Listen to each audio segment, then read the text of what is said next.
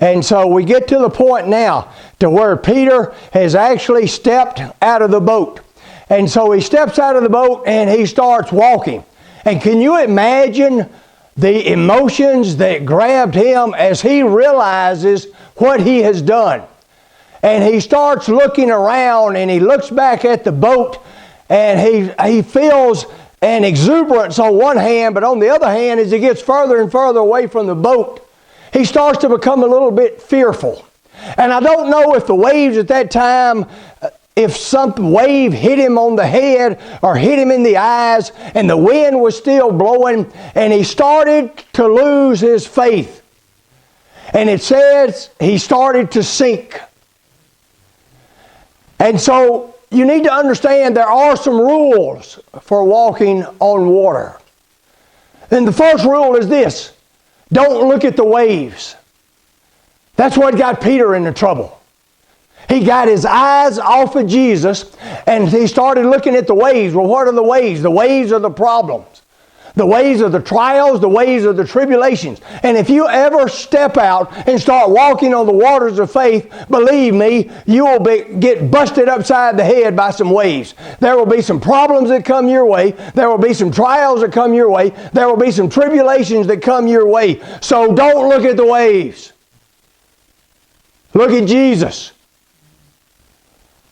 And so he understood that he had to look at Jesus. The second rule is don't listen to the people in the boat. You know as well as I do that they were saying, you can't do this. I know Jesus can do it, but you can't do it. If you ever really get a vision from God and you really ever step out from the boat of mediocrity and sameness and lameness and business as usual and start walking on the water, you will have everybody in the world telling you, you can't do this. You can't do this. We've tried this before. Not only have we tried it before, we tried it several times and it just did not work. It's not going to work with you. And the people that really know you well, they can give you 5 reasons why for sure you can't do it.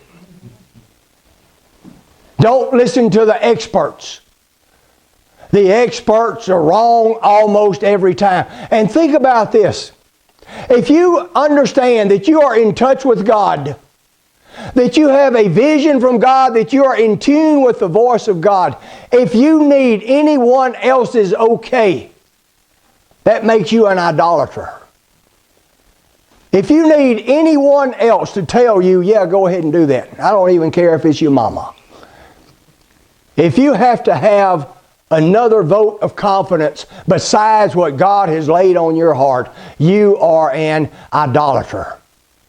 And so don't pay attention.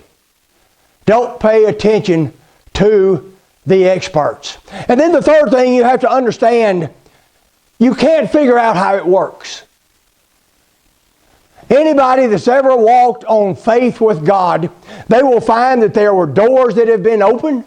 They will find there were barriers that have been removed, walls that have been pulled down, and they can't explain it.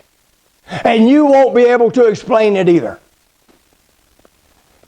There is no way scientifically Peter could ever have explained to anyone